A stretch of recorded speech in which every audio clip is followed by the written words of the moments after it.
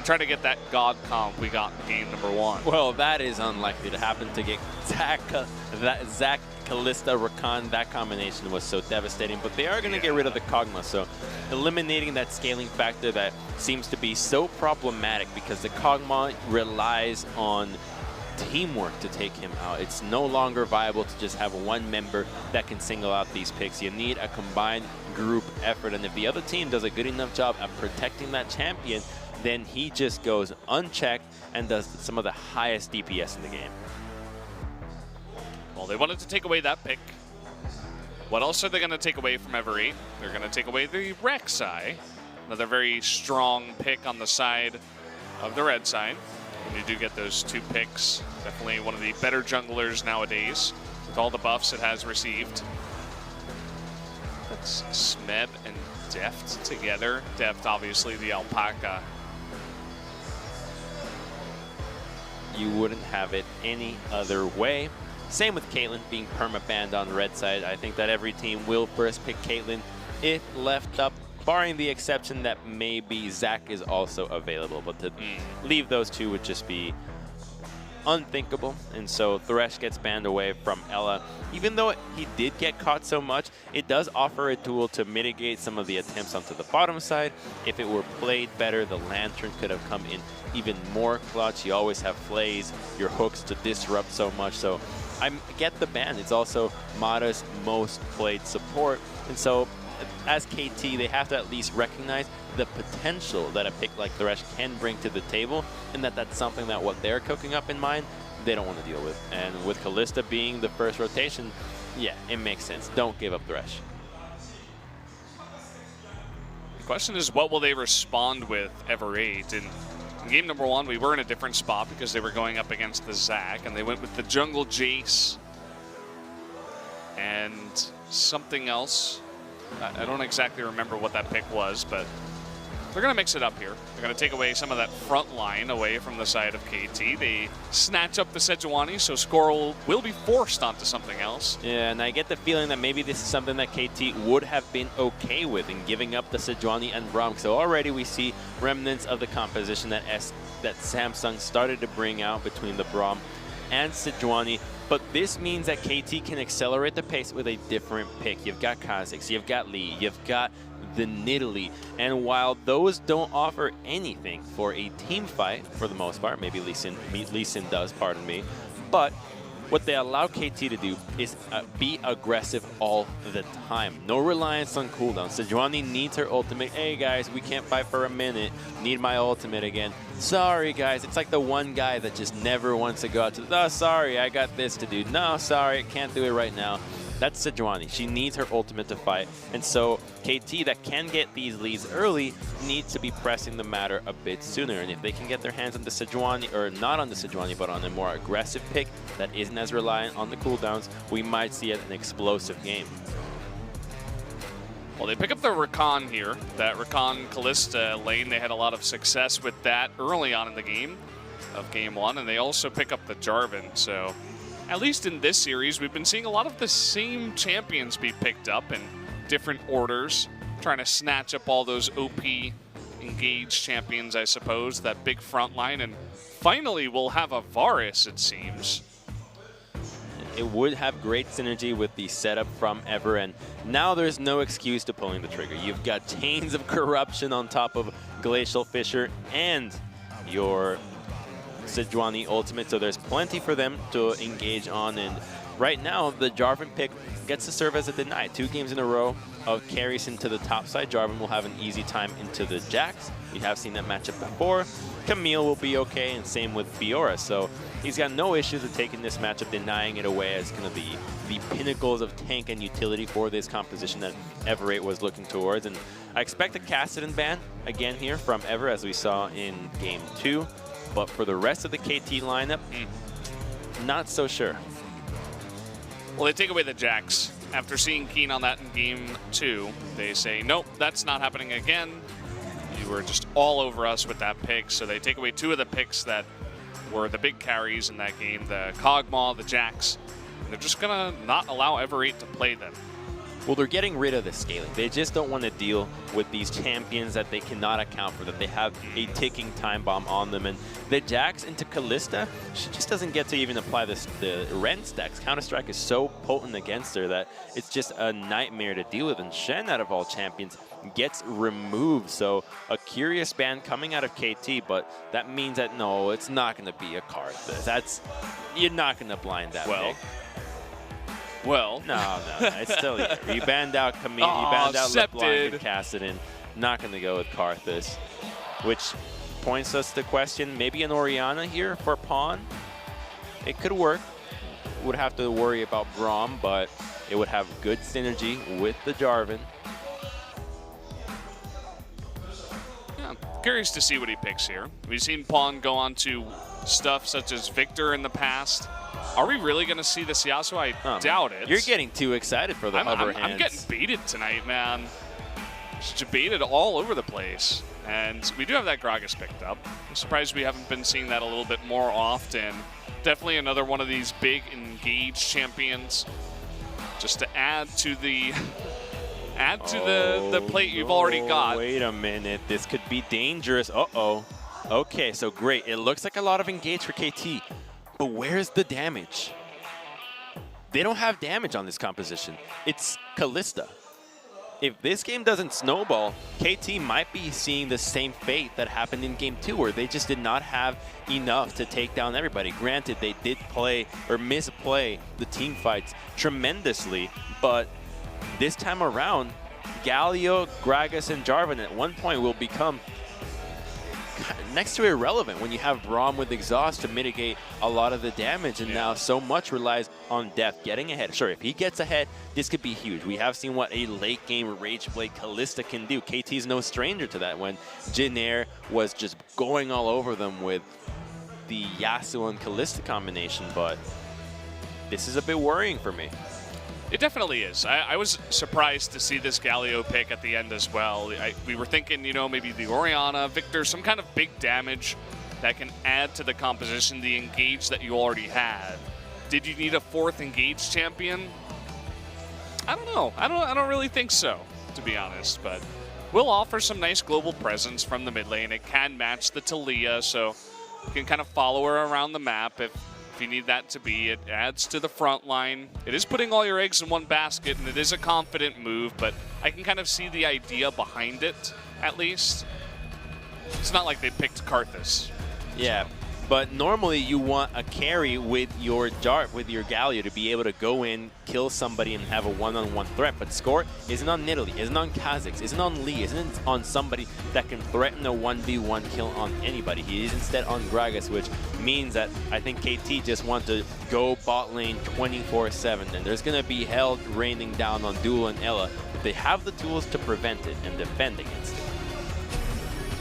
This is a very curious game. Lots of pressure on specifically KT to make sure that they can close this one out. And Ever8, pride on the line. They want to prove to everybody that they can take out a big team and perhaps even prove it to themselves. So let's jump into game number 3 and find out who will take it.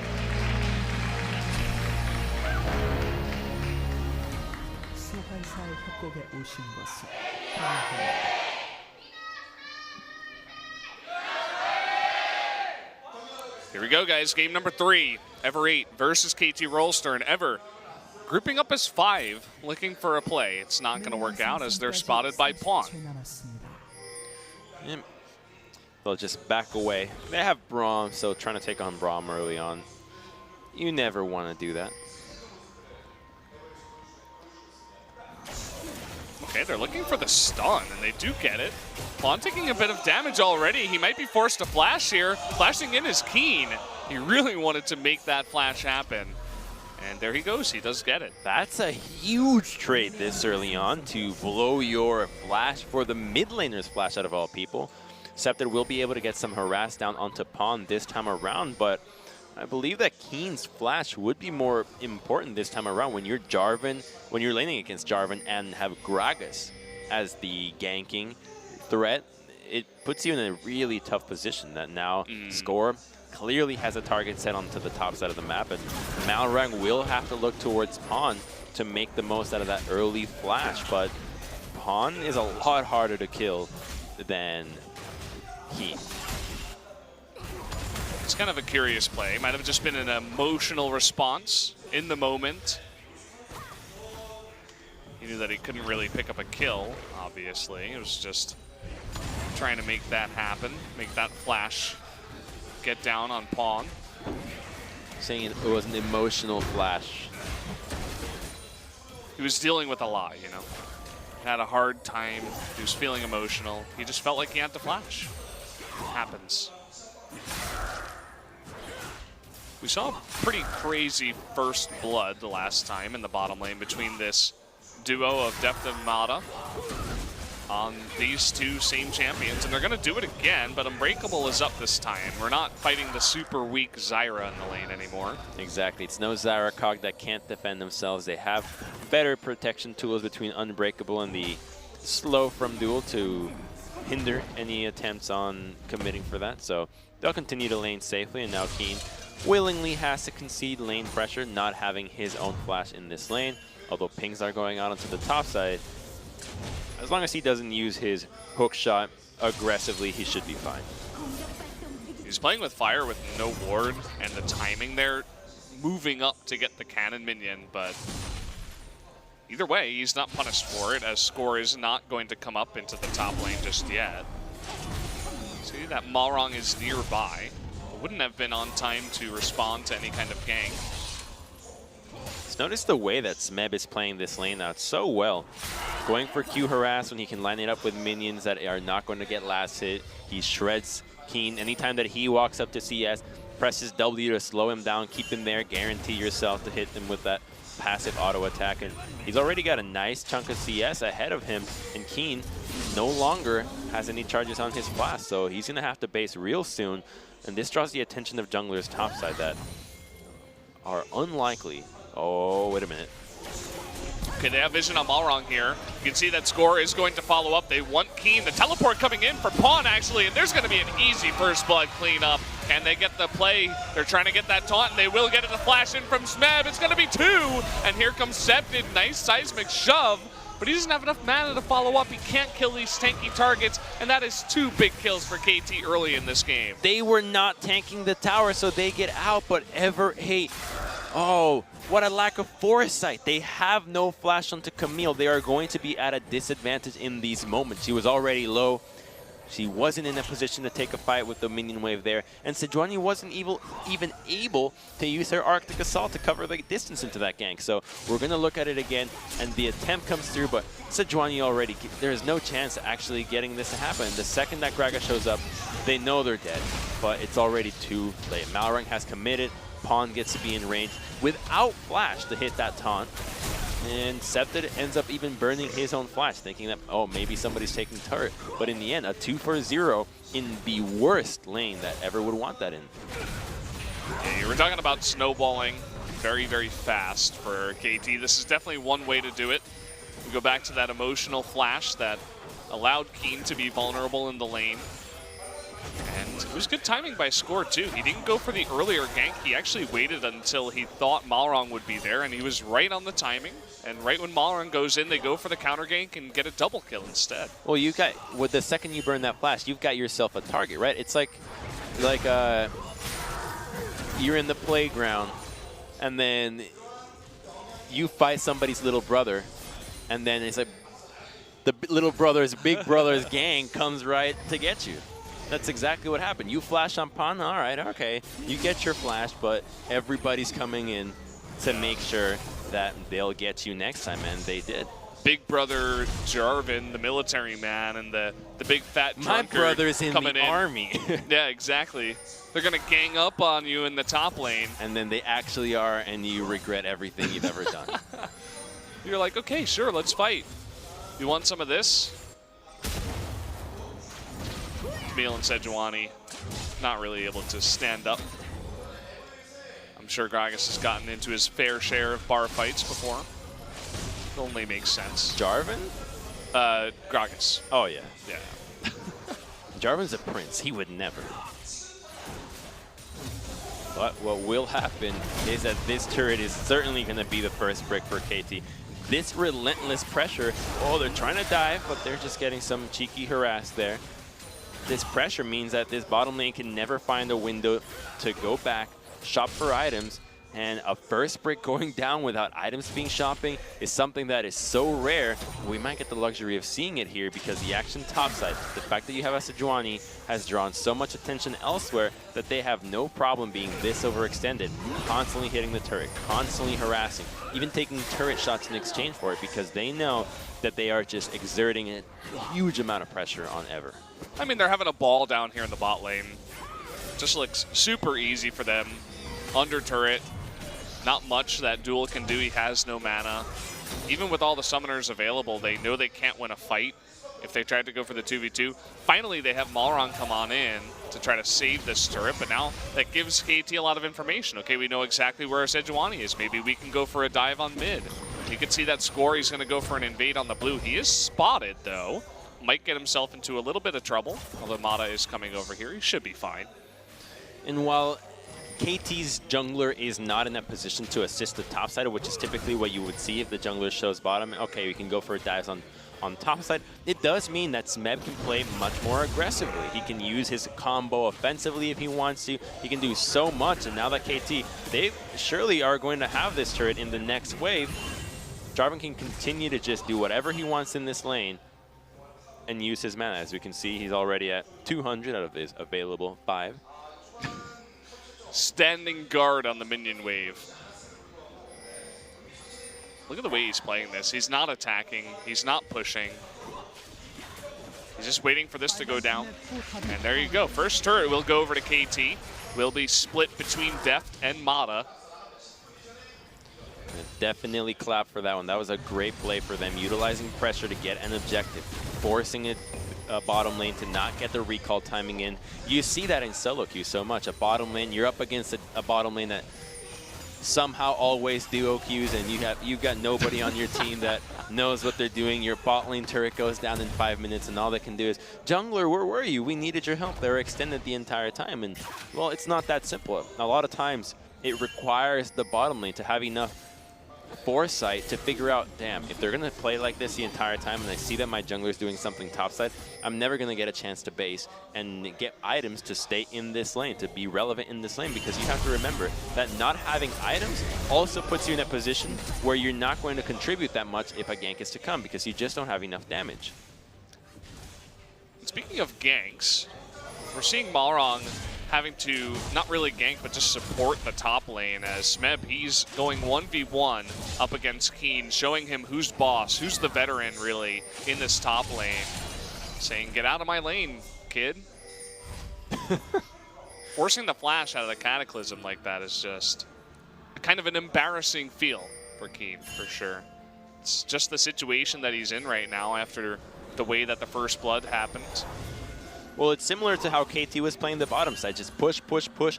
You need your jungler to show. Otherwise, I'm going to continue to push. You force the jungler to show on one side, and then everybody else can continue to do that. And it puts so much pressure onto the jungler to make something happen. But it's not just him. It has to be a coordinated effort because it's a strategy that KT's trying to do. You have Talia that can also help relieve some pressure to the sidelines. But then you've got Galio that can impact anything with a hero's entrance, which makes matters that much more complicated because your chances of actually turning a 2-on-1 gank go down the drain when you have to factor in another solo lane.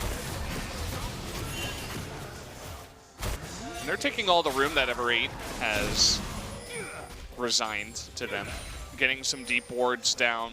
You can see the very defensive control wards by Ever8 in their blue side, just saying, okay, we want to just control our side of the map. That's the only thing we ask.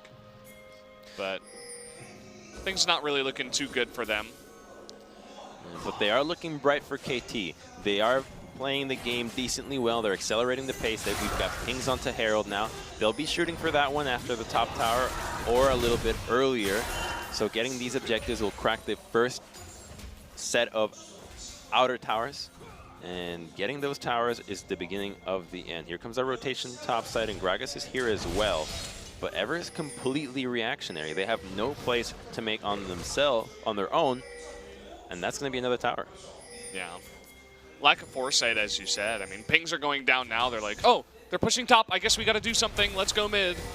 But, you know, the players are not there. KT's one step ahead. And now that they read the play of Ever8, it looks like KT is thinking about collapsing on mid, but then decide against it as Rakan makes his way top once again. There's the grand entrance, the quickness rather, and Keen in a ton of trouble. No flash here. He will just Hextech to try to get out of that one, but there was no hope for him as he does go down. That should be the top turret as well. He looks for an engage at literally the worst time. As soon as everybody was trying to leave, he goes for it, but Rakan was still there, and only an Ignite gets burned on that one. Sure, the ultimate, but that's not a big deal. The turret that was inevitably going to go down goes down in an even worse fashion for Ever8. Now that's a 0-2 Camille. About 40 CS will be down after a couple more. Yeah, there it is. Damn. 38. So close. Wait. What? Yes, 38. Yeah, 38. I surprised myself with my mathematics. You were just so surprised that you could actually get that correct on a broadcast live. Watch. So he goes in, but Rakan was already there because everybody else had left. Kalista had left. Gragas was not there. So they're like, okay, maybe Rakan left as well, but Mata stayed right behind, not required for the defense onto the mid lane. And the reason why he wasn't required is because they played a vision game there. Of course, Rakan would be necessary to stop an attempt on a 4-on-2 dive on the mid lane, but Ever didn't know that. They didn't have vision, and so KT utilizes that to their advantage and finds a kill in the tower and gets to defend a turret in mid lane with less resources that is typically needed. Now we're in a spot where KT, they want to continue pitting Jarvan against this Camille as he is 2 levels ahead. Very much more fed, as you were pointing out before. Now it's about 40 CS as the wave crashes into the Camille. They're putting Pawn down in bot, so maybe kind of temporary 1-3-1 as they go for this Rift Herald. Not much that Ever8 can do really to contest this. There's no vision around the area. Even if they know this is going on, I mean, what can they really do? What they need to do is stall out mid as late as possible. Hell, they might even think about sacrificing some major ultimates to stop the channeling of this Rift Herald because their life currently lies on mid tier 1. They need to defend this tower at all costs. If they lose that tower, KT's going to be able to pressure a Baron. They can tank it forever. They have Kalista, so it needs to be in there. But the Herald will be picked up, right? They're not going to. Right. They're not going to forget about Herald. Right. It's still there. I'm actually embarrassed to say I don't know how long it lasts on the ground. Do you have any idea? That doesn't live forever. It's about, I think, a couple minutes. I would think it would be maybe like 2 minutes. It left. Are you kidding me, KT? Are you? Are you? There are like gasps of shock in the audience right now. I want to swear, but I won't. They really won't just swear. I won't swear. I will not do it. All right. They actually forgot about the Rift Herald. I'll keep it rated. I'll keep it PT. But what? Are you? Oh, you can't know. Why? I mean, that's why you can't get excited about KT, I guess. That's the last straw. They're going to disappoint you. That's the last straw. At every corner of the map. They thought, yeah, they're going to win the game, but they're going to give up the Rift Herald. They just wanted to be the best at everything. They're like, you know what? We'll have the worst Rift Herald use ever. Watch this. We won't even pick it up. I don't even know how that happens. I mean, there's only one reason to do the Rift Herald. It's for the buff. It's so that you can summon him. It's not like there was an argument like, oh, you get it. No, you get it. I'm not getting it. I need to go top. And they're like, fine. It takes like half a second. You know, they even blew Weaver's wall to pick it up at the end, and they're like, oh, I guess it's down. Wait, no, that was the Weaver's wall. Yeah, that was Septed. That would be even funnier. I don't know if funny is the right word, but... Dude, what? Amazing, How perhaps. do you do that? How? Oh, okay. That's All right, definitely KT. infuriating for the fans out there. Just put yourself as the analysts. Like if you're a coach and you look at this, what do you? How do you even? Hey, you're supposed to pick it up, guys. Yeah. How do you? Yeah. I don't even know if that's a communication issue or if no, it's just. Man, that's. It's everybody. Just it's everybody dropping the ball at the same time. It gets announced that Harold's been slain. Yeah, it's not like they were trying to hide it and then pick it up later. You know, there's no strategy play like that. It wasn't a solo. They cleared a vision to get it. I can't believe that. I can't believe we saw out of KT, just out of any team. Any team, really. Yeah, I mean, like, it's not even, like, the fact that it's KT makes it that much more hilarious and infuriating at the same time, because for some reason I keep holding them to a high standard that they just keep lowering. But we digress. Ish. Well, yeah, I suppose. Now, if Ever8 had been the ones to forget, we could be like, okay, these guys, they're going through a ton of stress. They're having a rough time. They're in last place. The morale is at an all-time low. No, but this is KT we're talking about. They're the most aggressive team. They might be the team that gets the most Rift Heralds. But then they're the team that also forgot the Rift Heralds? Like, that doesn't make any sense. Well, that's great forever, because now mid lane turret is no longer under serious threat. It buys them a lot more time, and that could be enough time for this composition of KT to not have a foothold in the late game. I mean, look at Duel just chilling mid. He's got Ella sitting there. Duel just farming the lane over and over. They can't accelerate this game as fast because they don't have that map presence by taking down the mid turret. It is a gigantic deal. Meanwhile, Pawn's going 1v2. These two can't really do too much damage against an adaptive talent at this point. They're going to super engage on Keen. Hextech ultimatum to try to keep him alive. Ella just swinging by. He's a little bit late on that. Down they go. It's like he owed him money or something. They just wanted to delete him from the map, and they walk away with a tier 2, but that's the best they can do right now. Cracking mid tier 1 is going to be a lot harder than that. That's why we highlighted the Herald as so important for them to get a position into this Baron, and that's what they're shooting for now. Getting that tier 2 extends the map that they can acquire, extends the vision, the depth at which they can place it, which puts them in a position for a much better Baron take. However, mid tier 1 still stands strong with plenty of hit points left, and it's up to Duel to keep it alive. He's just continuously clearing this out. He's behind on the farm comparatively, so that is a bit of an issue. 21 behind the Callista of Deft. But he's getting that free farm for a bit longer in the mid lane. And you can see what Ever8's doing. It's just all passivity. Basically, Malrong farms his jungle, Ella sticks around Duel, and then they just put Septed and Keen in their own lanes and say, okay, let's farm, let's wait. Yeah, they have the inevitability factor again.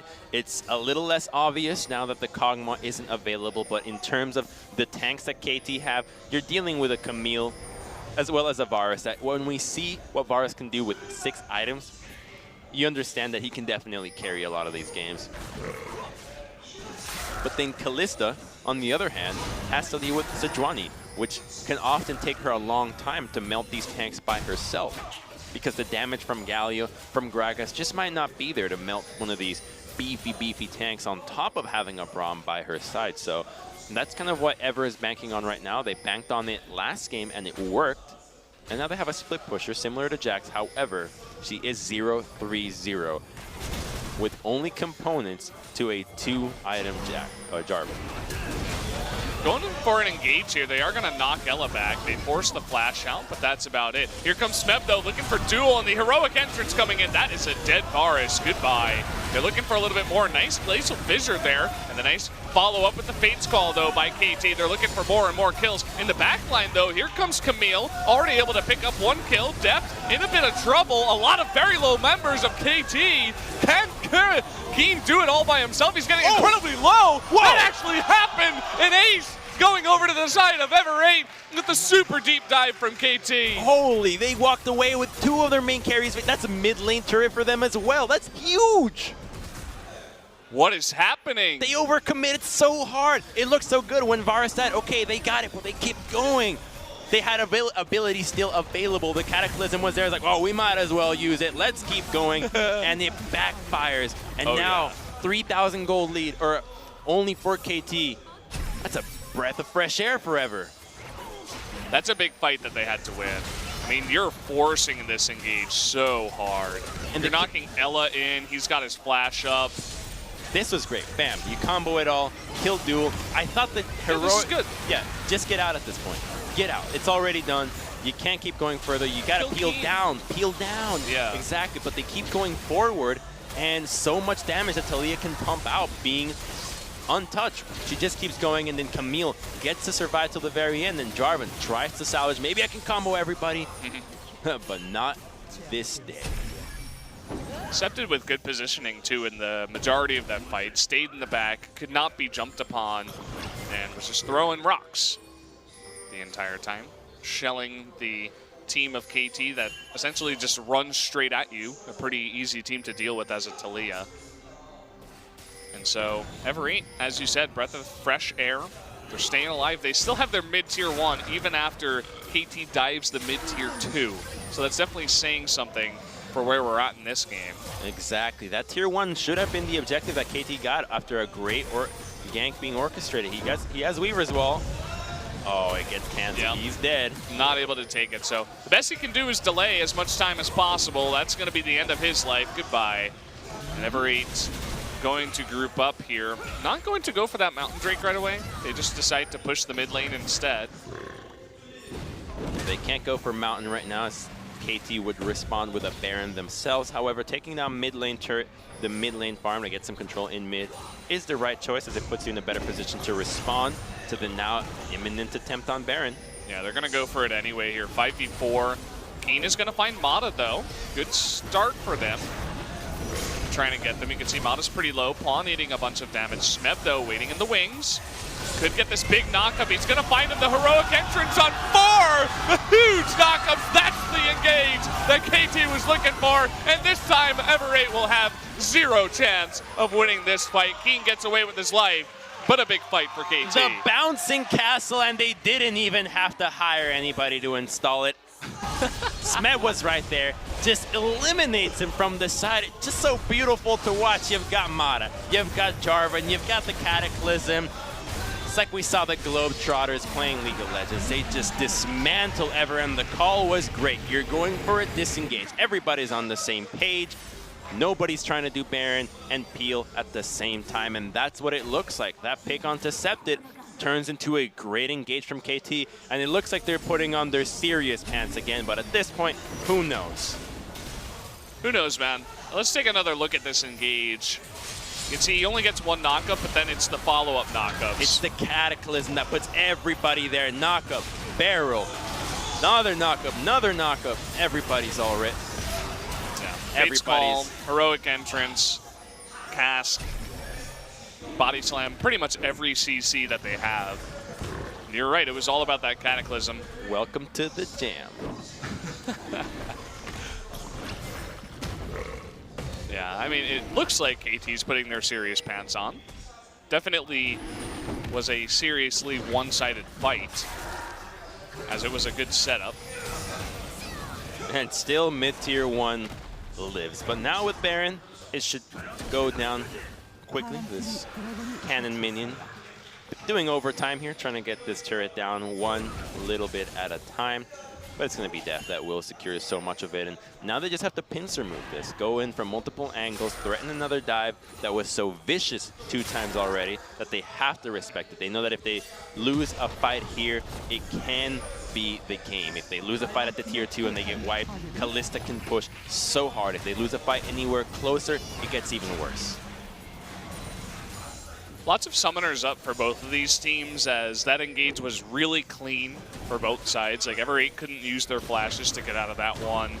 KT didn't need to use their flashes to get into that one. So definitely a lot of opportunity for KT if they want to find some big engages. And they're utilizing the composition effectively, and we'll likely get to see another dive. There it is, that flash, but Duel with the follow-up flash gets away with the cask. Gets away from the cask. Stays alive to see another day. Meanwhile, Pawns by himself pushing top lane. No response to that just yet as Septid rotates up towards top. That flash is big because now it's all going to be up to Ella. He's going to have to use his Unbreakable to deny the engage from Gragas, but Ever should be thinking more about their base as opposed to these turrets. These turrets will not live for long, and they're getting attacked from 3 angles. And now that they don't have position on any of these turrets first, KT will have their choice of the litter, or their pick of the litter, pardon, to engage wherever they'd like, and they've chosen mid. The wall's going to come out here. Let's see if they want to go for the engage. The Tainted Corruption, they're going for their own bouncy hounce onto Gragas, but can they kill him? The answer seems like no. Keen in the backline, he really wants something, but Jarvan is going to shut him down with the dung. That's just going to be 1 kill, but a very valuable one here for KT. That kill will lead into a Herald. The Fate's Call comes out, or inhib. Yeah, they're going for the dive. Not much that Malrun can do except flash and run away with the Boar's Tail between her legs. And that should be at least 1 inhibitor. Seems like they're thinking about going towards top 2. Here's Smeb face tanking that turret, but lots of healthy members this time around from Ever8. Baron is up. They're committing the teleport. They're kind of disjointed. They're really forcing this one. Nice play there, denying Smeb from the dive onto Duel, who doesn't have a splash. Some damage being put in back, but the Redemption will heal up a lot of members of Ever8. Can they actually hold on to this inhibitor? It looks like it as KT looks for the disengage. We'll get that taunt on his way out. But Pawn is being forever slowed. In the meantime, going to be stunned and knocked back. And this time they've got Keen. This fight is going a very long time. Bada getting pretty low as well. Will be forced to flash out of this one. Cass gonna rock the party in the back of the line.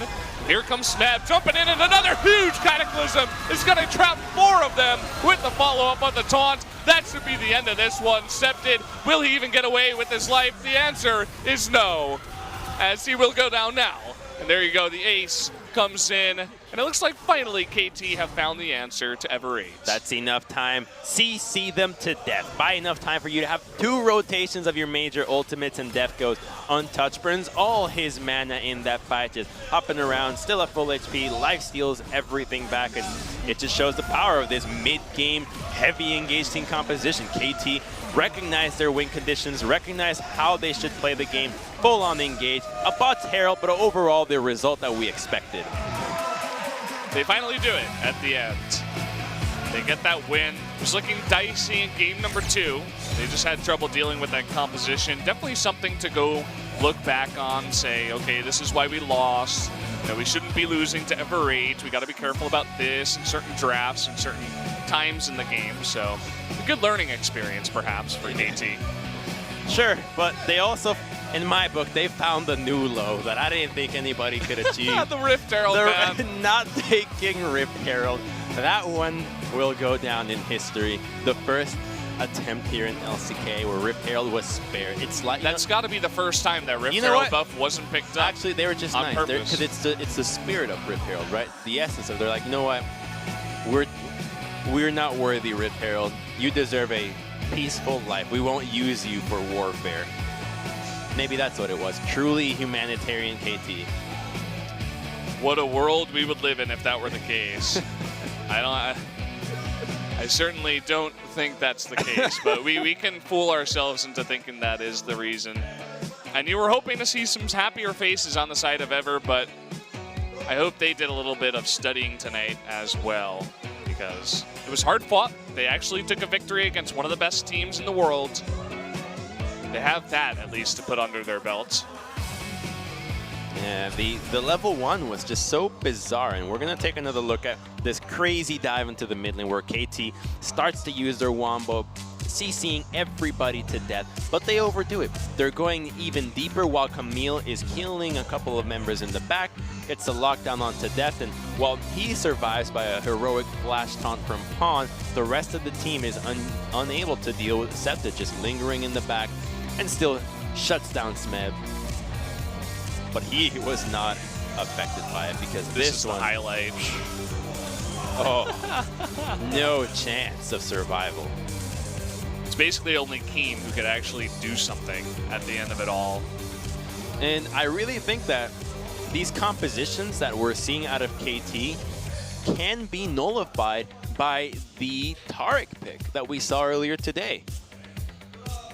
Taric makes everybody tanky, allows you to counter-engage into these compositions, and I think that as an answer to these hard engage compositions, we might start to see Taric grow higher in priority.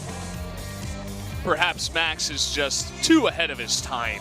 That must be it. The reason why MVP is having no success. But I definitely do agree with you. The Taric rather, does make a lot of sense into these compositions. Would like to see some other teams that can execute at the highest level try to pick it up.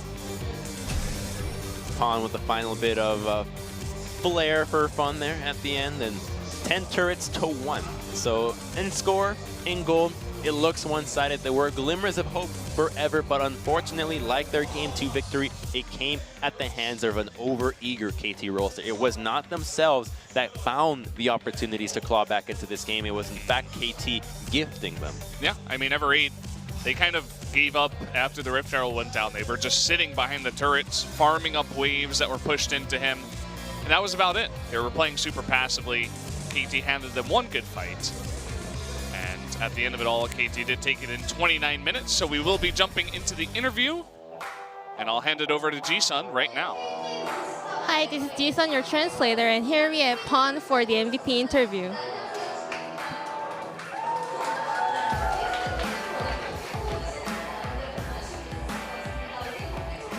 So how would you like to rate your game for today?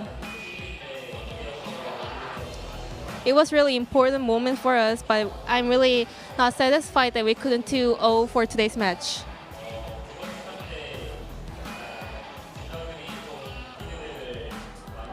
So after the game 2, the dealers like mid laner and AD carry had a lot of feedbacks. And also we already also told all of our teammates to believe each other. I think we've seen a lot of Braum and Sejuani composition. Is it OP?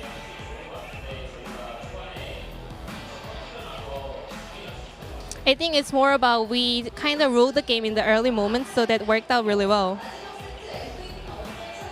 Then let's check out who was the MVP for the last set. Well, for the last set here for KT, it was Smeb on the Jarvan. I think this is a really obvious MVP. I mean, he had some sick engages, nice ganks, or rather helps with the ganks up in the top lane to get him ahead, and then just crazy engages later on in the game. Played the laning phase as best as he could have, and then the setup with everybody else, particularly this one that will continue to make highlight reels for months to come, have earned them yet another MVP point. Now sitting at 900. I believe that is the highest MVP point so far. And here we're back with Smeb. Yeah, I think I'm getting MVP points a lot recently. I think it's because I can cooperate a lot with my teammates. Then we have a question here. No one picked up the Rift Herald. What happened? I definitely thought the Score took it. And Score also thought that I took the Herald. So we gather in the mid lane. We trying to operate it, but no one had the Herald, so we were really nervous. But the engagement at the last team fight was amazing. What kind of shot codes did Pawn and Smeb share? Smeb said he's gonna get in, and he asked me for coming to with the ult.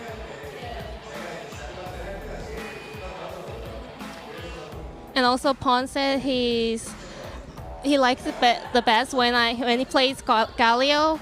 He wants me to play Jarvan and get into the enemies.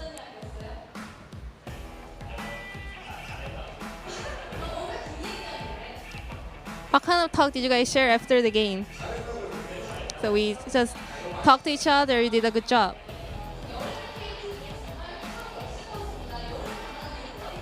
Why are you guys performing so well in the summer? I think we are strong, but we are not that strong right now. We still got more points to get improved. I think our form is really good, but I think our concentration or our focus got kind of low in the game 2, so that's the reason we lost the second set.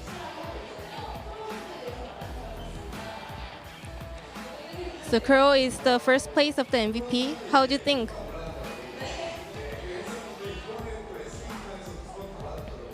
I told him I'm gonna catch him up, but I saw him getting 200 points in the last game, so I'm kind of gonna give him the first place. And last message for your fans, please. We're gonna make a 2-0 game next time.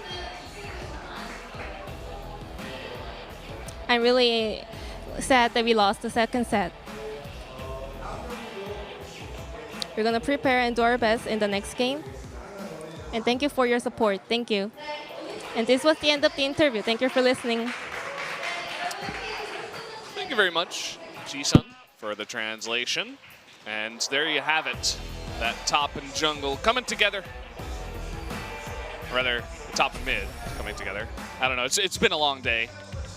But either way, let's take a look at the standings here. KT Rolster with that win will tie SK Telecom 9-3 with the +9 indicator.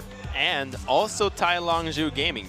All three sitting at 9-3, so the race to the top is quite real. That's exciting to watch as all four of those teams mingle with each other and play. But then you have a Freaka just lurking in the back, peeking from the windows. Hey, can I get in on this party, guys? I know most board games are 4-player, but I swear I'll be okay. I swear it's all right. Just let me play. He's like the little brother that just wants to join the party, but you're like, no, come on, I'm with my friends. Don't come in here. Eventually, the little brother shows some signs of brilliance, like, whoa, little brother, I didn't know you could do that. But then he goes back to being the little brother and sits on the sidelines. But we hope that one day they can grow up to be a consistently grown brother and challenge the top 4 spots. Consistently grown brother. I hope so too. That Afrika can reach that level because they show signs of true brilliance. They really do. I mean, you see the 2-0, the cleanest we've ever seen Afrika play where they really shut down SKT, but also not the cleanest that SKT has played. So things are very interesting up at the top. It's cool that KT didn't totally falter today and lose to Ever8. That would have been pretty insane. But every team at the top has been struggling. Samsung, SKT, KT now. Only Longzhu has been remaining consistent throughout the split to say, okay, they're actually trying to get up there, and they're saying they're going to be going to the top. So they're looking better and better every time I see them. I think they do it, man. You know, I'm putting. You've been on that Longzhu boat for quite a while. Yeah, that gives me extra. That gives me seat at the front.